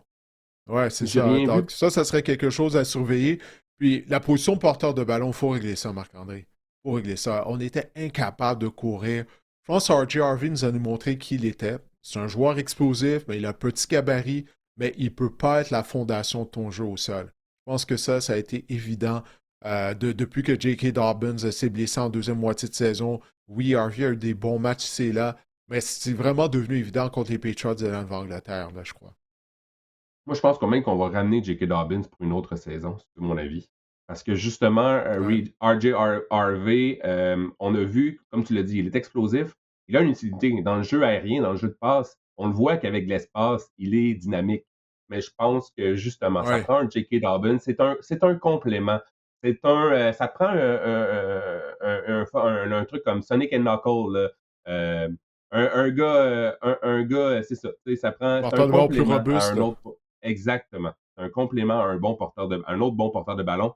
Et j'aimerais peut-être te parler du groupe de receveurs aussi, parce que je trouve que les Broncos, on a un peu le même problème que les Bills. On a un peu le même problème euh, dans le sens qu'on a un paquet de receveurs. Tu sais, Courtland Sutton, il y a- on dit que c'est un receveur numéro un de facto par défaut, mais on a vu les Broncos durant la saison qui avaient eu un intérêt pour Jalen Waddle. Je pense qu'on est en train de se chercher un autre bon receveur de passe, rien contre Roy Franklin, comme Pat Bryant, mais je pense que, ou Marvin Mims, mais je pense qu'on a besoin d'améliorer cette position-là. Si on pouvait se dénicher un vrai bon receveur numéro un, même, je te dirais, un Jalen Waddle là, pour complimenter Courtland Sutton, je pense qu'on serait en business. Ouais, Sutton n'a pas eu des bonnes éliminatoires. Tu sais, il a échappé des passes contre lors du match contre les Patriots. À la fin de la saison aussi, il a échappé quelques passes. Non, je suis d'accord avec toi. Si on pouvait ajouter un vétéran receveur de passes, ça pourrait être une bonne chose, ça, du côté des Broncos de Denver. Mais pour en revenir à Dobbin, je suis d'accord avec toi, on en a besoin. Mais lui aussi, il est constamment blessé. C'est l'histoire de sa carrière. C'est Mm. depuis que les Ravens ont repêché, il est souvent blessé, mais quand il est là en santé, il produit. Mais je pense qu'il faudrait même ajouter un autre porteur de ballon là, pour avoir plus de profondeur. Parce qu'après Dobbins, que ce soit Harvey ou McLaughlin, ce sont des porteurs de ballon avec des petits gabarits qu'on a du côté des Broncos de Denver. Donc, je pense que ça doit être une priorité du côté des Broncos. Je ne sais pas, ça va être via le marché des joueurs autonomes, via le repêchage. Mais il faut qu'on ait plus de profondeur là, à la position de porteur de ballon. Puis je parle d'avoir un gros porteur de ballon. Comme on vient de le dire, là, un porteur de ballon robuste, un peu plus dans le mood de Dobbins, plutôt qu'un autre porteur de ballon qui ressemble à Harvey et McLaughlin. Repêcher un Cam Scalebo là, en 5-6e ronde au repêchage qui pourrait peut-être t'aider rapidement. Un Ouais, genre, ben ce écoute, encore une gabarit-là. fois, c'est ça, Scalabo était quoi, un choix de quatrième, cinquième ronde? Ouais, exact. Ce C'est genre de ça, les porteurs de gabarit-là. Là. ballon, tu peux en trouver tard, là. Ouais, ouais, c'est ça. Avec quelqu'un qui va t'amener de la robustesse, là, t'sais. J'avais marqué dans mes notes aussi peut-être se concentrer à peut-être signer John Franklin Myers, qui a été l'un des meilleurs sur le front à l'intérieur. Là. 7,5 sacs à 29 ans la saison dernière, qui est joueur autonome. Je pense qu'il apportait de fiers services à cette grosse défense-là. Je pense qu'il va être un joueur convoité sur le marché des joueurs autonomes. Je pense que les Broncos, ça pourrait être une priorité d'essayer de justement lui faire signer une nouvelle entente rapidement. Les Rams, Ouais, maintenant, la j'ai hâte de plus voir grande. à quel point le plafond va augmenter aussi. C'est toi, l'année dernière, le plafond Mhm, salarial avait augmenté, je pense, de 30 millions de dollars. Personne mhm. ne s'attendait à ça. Aucune des équipes s'attendait à ça. Puis ça avait permis à plusieurs équipes, justement, de re-signer certains de leurs joueurs clés. Alors ça va être quelque chose à surveiller. Puis en plus, ils avaient annoncé ça, je pense, une semaine avant l'ouverture du marché des joueurs autonomes. Fait que là, ça a complètement changé les plans de plusieurs équipes. Donc, on va devoir garder un œil là-dessus. Les Rams, maintenant, la question, Didier, est-ce que Matthew Stafford va être de retour? Parce que s'il a une option, en fait, son contrat se termine après la saison 2026. 40 millions de dollars pour Matthew Stafford, qu'il devrait empocher la saison dernière, mais est-ce qu'il va être de retour pour une autre saison? Mon petit doigt me dit qu'une défaite en finale d'association va peut-être Mm. essayer d'y aller pour une autre pour voir ce que ça peut donner, non? Ben, surtout avec la saison qu'il vient de connaître, là, tu sais. Il a eu une saison, ben, écoute, il va probablement être le joueur par excellence de la NFL. Le gala va avoir lieu la semaine prochaine à San Francisco. Non, puis de passer si près, ben, comme tu viens de le dire, là, de participer au Super Bowl. Tu sais, il a joué tout un match, là. Il a complètement Mhm. taillé en pièces une des meilleures défenses de la NFL. C'est pas la meilleure défense de la NFL, celle des Seahawks. Puis c'est pas juste lors du week-end dernier, mais lorsque les deux équipes s'étaient affrontées lors de la 16e semaine d'activité, Stafford avait eu un gros match encore une fois. Donc non, il est un des meilleurs carrières de la NFL. Alors moi, je m'attends à ce qu'il poursuive sa carrière, il n'y a aucun doute là-dessus. Là. Les unités spéciales, les Rams, il va falloir faire quelque chose, Didier. Ouais, ouais, ouais, non, ça c'est sûr. Ça c'est sûr, là. Dénicher un entraîneur des unités spéciales, je ne sais pas si on va garder celui qu'on avait à la fin de l'année, étant donné qu'on avait déjà procédé à un changement à cette position-là durant la saison. Mais oui, définitivement. Non, non, ça va nous prendre ça. Ben, la position de demi-coin, pour moi, défensivement, ça doit Hmm. être la priorité du côté des Rams. Parce que même lorsque les demi-coins étaient en santé, écoute, il représentait une faiblesse au sein de cette unité-là. Emmanuel Forbes a eu de bons moments lors de certains matchs, mais ça n'a pas été constant encore une fois. Position de demi-coin, là, tu sais, si tu n'as pas des bons demi-coins, c'est facile là, de te faire exposer. Puis je pense que c'est ça qui est arrivé aux Rams lors de la deuxième moitié de la saison et même lors des matchs éliminatoires. Chose certaine, les Rams, on a 2 choix de première ronde là, au prochain repêchage. Ça, c'est intéressant. Mhm. Euh, la ligne à l'attaque, la tertiaire, tu as parlé de la position de mid-coin. Peut-être même commencer un jour à préparer la succession là, de Matthew Stafford. Je sais que c'est pas une grande année pour les quarts, mais avec ces 2 choix-là de première ronde, on peut peut-être euh, être créatif, comment on va dire ça comme ça, là, lors du repêchage. Ouais, définitivement, repêchage de 2027 devrait être une meilleure QV. Tu sais, il y a Dante Moore d'Oregon qui est retourné à l'école, qui va être admissible. Arch Manning également est retourné à l'école, donc il devrait être admissible en 2027. 2027, ça va être plus intéressant. Donc peut-être tu sais, essayer du côté des Rams, peut-être se départir de ces choix de première ronde là, pour les changer pour un choix de 2027. Mhm. 2027, là, ça va être intéressant là, à la position carrière. Passons maintenant aux actualités, Didier. Et on a une question pour commencer de Xavier Théroux sur Instagram qui nous demande: Salut les gars, plus qu'un match à cette saison de la NFL. Merci pour votre beau travail tout au long de la saison. Je te remercie, Xavier. Ma question pour vous est la suivante: est-ce que la place des alliés rapprochés est en train de changer dans la NFL? Les Travis Kelce, Brock Bowers et les Trey McBride ont de bonnes statistiques, mais leurs lignes à l'attaque sont parmi les pires, comme leur attaque au sol. Il y a des contre-exemples comme Tyler Warren, comme Colson Loveland et comme George Kittle. Est-ce que c'est une tendance à surveiller, Didier? Ouais, ben la ligne à attaque, ça, c'est pas de leur faute, mais qu'est-ce que je remarque dans la question de Xavier, puis merci Xavier pour tes beaux commentaires et de nous avoir envoyé ta question, c'est que il y a une nouvelle vague des les rapprochés, Marc-André. Tu sais, Brock Bowers, c'était juste sa deuxième année. Trey McBride, qui vient d'établir le record pour le plus grand nombre de réceptions en une saison par un ailier rapproché. Deux saisons consécutives avec plus de 100 réceptions pour McBride. Loveland, Warren, tu sais, ce sont des jeunes joueurs, là. Donc, ça, je pense que c'est vraiment prometteur, la position d'ailier rapproché. Je crois vraiment qu'on assiste à un changement de garde. Bref, tu sais, Travis Kelce, est-ce qu'il va poursuivre sa carrière l'année prochaine? On verra. George Kittle vient de subir une grave blessure en éliminatoire, une déchirure à un tendon d'Achille, puis on sait qu'il a accumulé les blessures depuis le début de sa carrière. On va voir s'il sera le même joueur d'impact qu'il a toujours été lorsqu'il reviendra au jeu, mais vraisemblablement, il va rater le début de la saison. Donc non, moi je pense que c'est prometteur plutôt à la position d'ailier rapproché du côté de la NFL en raison des jeunes ailiers rapprochés qui ont été repêchés plutôt, Mhm. oui, lors des dernières années et qui sont extrêmement talentueux. Moi, je pense que c'est une question beaucoup d'implication. C'est drôle, c'est une question qui peut peut-être se rattacher au niveau fantasy. Tu sais. Xavier nous demande leur attaque au sol sont parmi les pires. C'est sûr que si vous voulez que les alliés rapprochés, ça va prendre l'attaque aérienne. Donc, c'est sûr que l'attaque au sol est parfois moins efficace. Mais je pense que c'est une question d'implication aussi des alliés rapprochés. Brock Bowers, c'est la cible numéro 1 de l'attaque des Raiders. Trey McBride, c'est la cible numéro 1 de l'attaque des Cards. Travis Kelce a été pendant longtemps la cible de choix de Patrick Mahomes. Ça a été plus difficile dernièrement et on a vu ses statistiques en ont souffert. Même chose pour Tyler Warren. Ça a été, il était énormément impliqué, surtout en début de saison là, du côté des stats. Donc, je pense que c'est une question d'implication aussi. George Kittle, c'est la même chose.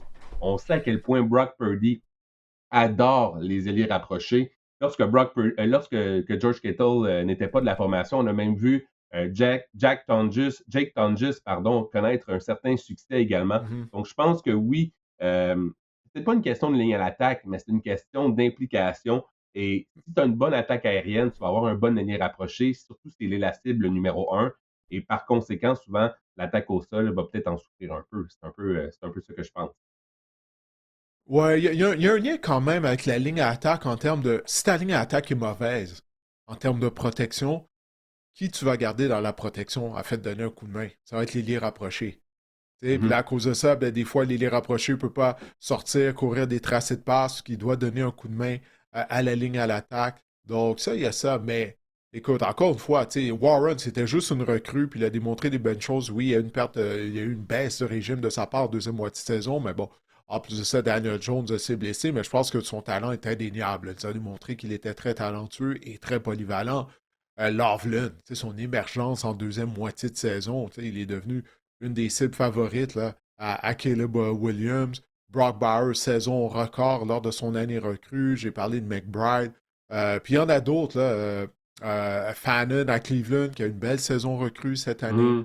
Mhm. Donc, la position d'ailier rapproché, il y en a plusieurs là, des jeunes qui vont être très productifs là, pour leur équipe et également en termes de fantasy football lors des années à venir. On a appris hier que Bill Belichick ne sera pas intronisé au temple de la renommée du football à sa première année d'admissibilité. Évidemment, ça a soulevé l'ire là, de tout le monde sur les réseaux sociaux hier. On a une question à ce sujet de Emmanuel Bossé via courriel qui nous demande Bonjour Didier, Bill Belichick n'entrera pas à sa première année d'admissibilité au temple de la renommée. Ma question est la suivante. Faut-il appeler la police? Plus sérieusement, quelles seraient les raisons derrière cette décision? Les quelques épisodes de tricherie autour des Patriots n'avoir eu tout son succès d'entraîneur-chef avec Tom Brady, un complot à Kenton. Bref, un peu comme tout le monde, Emmanuel se pose des questions. Merci pour le podcast qu'il nous dit. Donc, Didier, c'est quoi, selon toi, pourquoi Bill Mhm. Belichick? Bon, on en a su un peu hier en fin de soirée. Là. Pourquoi Bill Belichick n'est pas rentré à sa première année d'admissibilité au temple? Ouais. Ben, merci, Emmanuel, pour ta question. La jalousie, simplement. C'est de la jalousie de la part de certaines personnes. Il y a notamment l'ancien DG des Colts d'Indianapolis qui est sur le comité, Bill Polian. Bill Polian, c'est lui là, qui était derrière à l'affaire des ballons dégonflés. Histoire qui faisait aucun sens, qui était complètement ridicule. Il n'y avait pas moyen de tricher de cette façon-là. Si vous ne me croyez pas, ben, allez lire les articles qui sont sortis depuis. C'est n'importe quoi, cette affaire-là. Oui, Spygate, ça, c'était autre chose, par exemple. Ça, oui, c'est vrai que les Patriots et Belichick trichaient en enregistrant les entraînements des équipes adverses au début des années 2000. Mais malgré tout ça, Bill Belichick a sa place au temple de la renommée du football. Il devrait être intronisé dès sa première année, dès cette année. Puis le fait qu'il ne l'est pas, ben c'est ça. S'il y a des gens qui sont jaloux du succès qu'il a connu, puis là, ils profitent de cette occasion-là euh, ben, pour le faire chier, là, j'arrive pas à trouver d'autres mots. C'est carrément ça. Tout ça, c'est basé sous la jalousie. Ça, c'est une farce. Que Bill Belichick ne soit pas intronisé dès sa première année, c'est une joke. Puis malheureusement, Marc-André, ça arrive souvent, ça, lorsque vient le moment pour certains joueurs ou certains entraîneurs d'être intronisés, que les gens profitent de cette occasion-là pour régler des comptes. Terrell Owens, à l'époque, tu peux pas me dire que Terrell Owens ne méritait pas d'être intronisé dès sa première année. Malgré tout ce qui s'est passé durant sa carrière, il est un des meilleurs receveurs de passes de toute l'histoire de la NFL. Il y a les statistiques pour le prouver. On l'a fait attendre un an. Pourquoi? Parce qu'il y avait certains journalistes qui décident qui sont là des juges du comportement des gens. qui se prennent pour Dieu carrément quand vient le temps d'introniser des gens au Temple de la Renommée. Le Temple de la Renommée, moi, ça fait quelques années que je trouve que c'est n'importe quoi. Antonio Gates n'a pas été intronisé dès sa première année. Qu'est-ce qu'on peut dire contre Antonio Gates? Lui, il n'y a pas eu de problème de caractère, il n'y a pas eu de rumeurs de tricherie de sa part et tout. Il est en tête au niveau de la majorité des statistiques à la position d'ailier rapproché en compagnie de Tony Gonzalez. Il n'a pas été intronisé dès sa première année. Fait que ça fait des années que ça dure, ça, au niveau du temple de la renommée du football. Euh, il y a des gens qui votent. Je ne sais pas pourquoi ils sont en charge de ça, comment ils ont pu dénicher un vote, mais j'espère qu'on va regarder tout ça, puis qu'on va apporter des ajustements. Parce que c'est une joke. Le fait que Belichick n'est pas admis dès sa première année, c'est une joke, c'est une farce. Je sais qu'il y a bien des gens qui détestent Belichick, mais à un moment donné, il faut mettre ça de côté, il faut reconnaître le succès qu'il a connu, les succès qu'il a connus. Pas juste comme entraîneur-chef des Patriots, mais également lorsqu'il était coordinateur de la défense des Giants de New York à l'époque avec Lawrence Taylor et compagnie. Tu sais, c'est quoi là? Là, quand Tom Brady va être admissible, on va dire non, non, il faut qu'il attende une année. Voyons, c'est n'importe quoi cette affaire-là. N'importe quoi. Et c'est basé sous la jalousie de gens comme Bill Polian, qui lui en a toujours voulu à Bill Belichick. Ça remonte à l'époque de la rivalité entre les Colts et les Patriots. Ça en dit beaucoup sur Bill Polian. Soit dit en passant, lui, il croyait, il disait, lorsqu'il était à ESPN à l'époque, lorsque Lamar Jackson avait été repêché, que Lamar Jackson serait mieux d'aller jouer à la position de receveur de passe, qu'il n'était pas un assez bon passeur. Ce que Lamar Jackson a fait depuis, il a juste été sélectionné en tant que joueur par excellence de toute la NFL. C'est n'importe quoi. Puis ça part de la jalousie de certaines personnes avec Bill Polian en tête, d'après ce qui a été rapporté. Aaron Glenn, maintenant, a congédié devra se trouver un nouveau coordinateur offensif et un nouveau coordinateur défensif pour la Ah. fin de saison. Il dit on a du travail à faire du côté des Jets. Hey, si seulement c'est juste ces deux postes-là à combler. Attends une minute, j'ai ça ici. Laisse-moi trouver ça. Écoute, tous les postes vacants au sein du groupe d'entraîneurs des Jets, Marc-André, ça n'a aucun bon sens.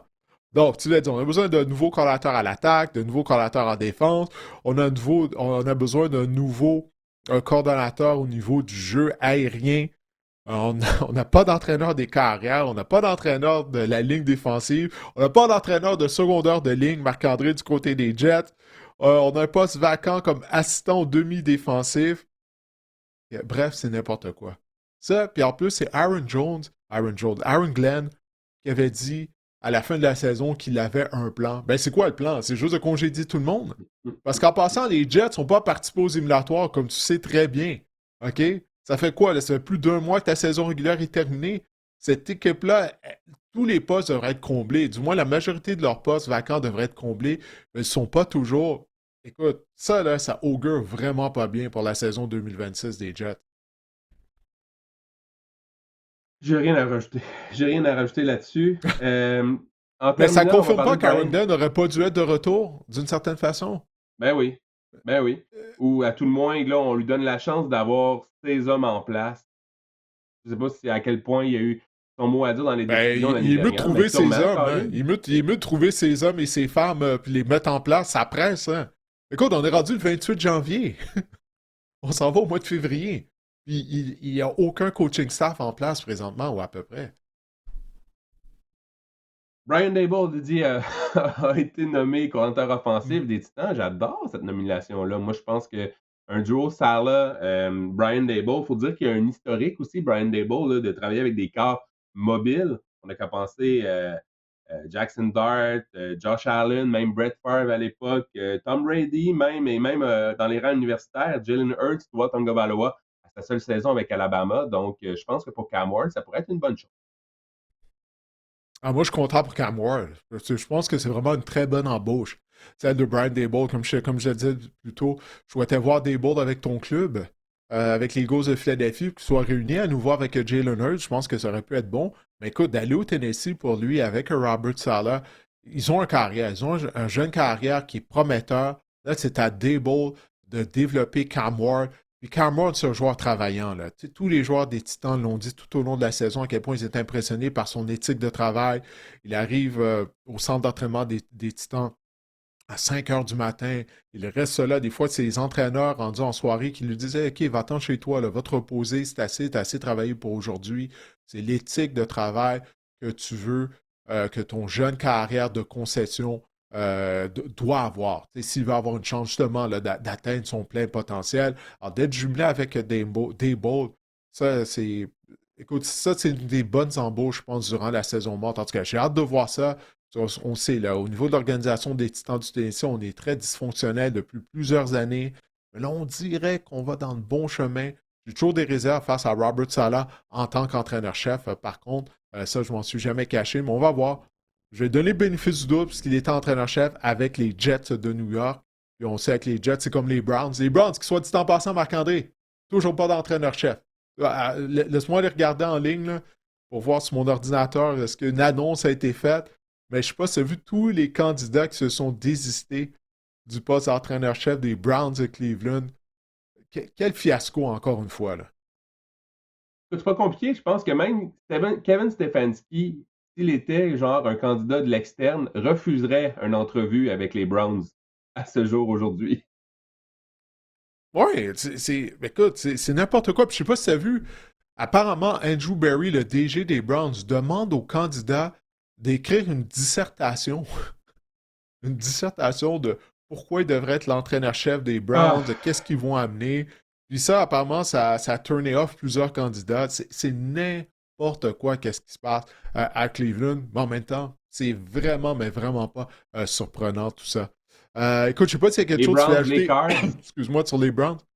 Oui, c'est vrai, les ben oui, les Browns, les Cards, ouais, ouais. Cards, les Cards, Ouais. c'est pas un C'est- endroit de prédilection non plus. Tu sais, Brian Daboll, c'est un bon exemple. Il préfère un coordinateur offensif des Titans plutôt que d'aller peut-être entraîneur-chef avec les Browns ou les Cardinals. Tu sais. Ça en dit Ben, long sur. les équipes comme ça, tu sais, c'est des équipes qui ont un historique de défaite. Tu sais, les Cardinals n'ont jamais rien gagné, là. Mis à part quand ils sont allés au Super Bowl avec Kurt Warner. Mais c'est une équipe qui a jamais vraiment de succès, l'Arizona. Pense à ça, là, depuis que tu écoutes le football. Tu sais, on a une bonne saison ici et là. Tu sais, des fois, on participe aux éliminatoires, mais sans plus du côté des Cardinals. Puis c'est une des plus vieilles concessions de toute la NFL, si je ne me trompe Mhm. pas. Les Cardinals, ils n'ont pas toujours été en Arizona, là, ils ont déménagé et tout. Mais quand même. Puis il y a les Raiders aussi, qui n'ont toujours pas embauché un Ouais. entraîneur-chef. Selon Adam Schefter, tout ça, ça pourrait se régler aujourd'hui. On enregistre un podcast mercredi matin, alors peut-être que mercredi en fin de journée, tout ce que je viens de dire, ça sera plus bon. Les postes vont avoir été comblés. Mais ça reste à voir quand même. Là. Mais c'est rien de Il y a rassurant, peut-être là, qu'est-ce qui se passe à Cleveland. des candidats qui sont aussi au Super Bowl. Là. Je pense peut-être Ken Kubiak pourrait avoir Hmm. des appels, un gars comme Josh Ouais, c'est McDaniel, vrai. peut-être. Tu sais, Ouais, faut non, t'as peut-être penser raison, à ça. ouais. Ben, peut-être pas. Mais McDaniel, je pense que c'est fini, lui, comme entraîneur-chef, par je exemple. pense, Il a je eu sais ses deux pas. chances, là. Non, hey, ça a été des deux désastres, là, à Denver et à Vegas. Ça a été des désastres complets, là. Et oublie pas que il avait accepté le poste d'entraîneur-chef des Colts. Les Colts avaient planifié la conférence de presse pour le présenter aux médias d'Indianapolis. Je pense 1 heure avant le point de presse, finalement, il avait appelé les Colts pour leur dire ah non, finalement, je me désiste, je ne prendrai pas votre poste d'entraîneur-chef. Je pense qu'on avait embauché Frank Reich par la suite. Bref, lui s'est brûlé. Comme entraîneur-chef McDaniels, en tout cas, je serais sous le choc complet. Je vais tomber Le, co- en bas de ma chaise si jamais Josh McDaniels redevient entraîneur-chef. le coordinateur défensif aussi des Seahawks, là, les Seahawks sont vraiment une des bonnes défenses. Ça pourrait intéresser des gens. Ouais. Mais je voulais. Non, mais t'as J'ai raison, c'est oublié vrai. son nom. C'est quoi? C'est Adam Dirty? C'est le coordinateur défensif. C'est Aiden Dirty? En tout cas, peu importe. Le Ah, je me coordinateur souviens pas. défensif Attends, des. laisse-moi aller voir. Ouais. Euh, Je me souviens pas. je Mais vais terminer souviens-toi avec. qu'Alan Moore, ça avait été ça l'année passée. Hein? Tu sais, tes Eagles sont rendus jusqu'au Super Bowl, ils ont gagné le Super Bowl. Donc, les Saints ont dû attendre que le Super Bowl soit Mhm. terminé, finalement, pour annoncer la nomination de Kellen Moore. Donc, c'est vrai, c'est un bon point que tu amènes. C'est peut-être ça qui va arriver avec certains des candidats. J'avais une note en terminant sur Cam Ward, Didier. Son pain et son beurre à l'Université de Miami. Il a connu des succès quand même incroyables avec le fameux le RPO, là, le fameux option course-passe. Puis les Mhm. Giants l'ont utilisé, ont été la quatrième équipe qui l'ont utilisé plus souvent, genre dans le top 5. pour utiliser le RPO la saison dernière à 12,6%. Donc, peut-être que justement, là, on va en tout cas mettre Cam Ward dans des conditions gagnantes pour qu'il réussisse enfin. Ouais, ben, c'est à souhaiter. Il a le talent. Il a le talent pour. Il n'est pas aussi mobile que Jackson Dart ou Josh Allen, mais il a le talent de passeur, là. Ça, il n'y a aucun doute là-dessus. Puis il a l'attitude. Parce que malgré tout ce qui s'est passé au Tennessee cette année, il a continué de se présenter. Je pense pour un jeune joueur, tu sais, il y a plusieurs jeunes carrières qui n'auraient pas été en mesure de passer au travers de cette année-là tumultueuse du côté du Tennessee. Ah, écoute, Marc-André, on a reçu une question tout à l'heure, il y a quelques minutes de ça. Ça concerne les Alouettes. Puis les Alouettes, en passant hier, ben, ils ont annoncé que Austin Mack avait été libéré. En fait, c'est Mack qui l'avait annoncé en premier sur son compte Instagram. Donc, Austin Mack ne sera pas de retour avec les Alouettes. Lui, pourtant, il y a un an, avait signé une prolongation de contrat de 4 ans. Ben, les nombreuses blessures, puis le contrat qu'on a donné également à Tyson Philpott va faire beaucoup d'argent, là. Je pense que ça a fait en sorte qu'on s'est rendu compte que, bon, Austin Mack, on pouvait s'en départir, mais encore une fois, ça prouve comment, les choses changent rapidement au football professionnel, que ce soit du côté de la Ligue canadienne ou de la NFL. Et du côté de la Ligue canadienne, tu sais, les contrats, ça veut rien dire, là. Tu vois, un contrat de 4 ans, et après une saison seulement, on a déchiré ça. Alors ça, c'est malheureusement la réalité du football professionnel, en particulier du Et, côté de la Ligue canadienne.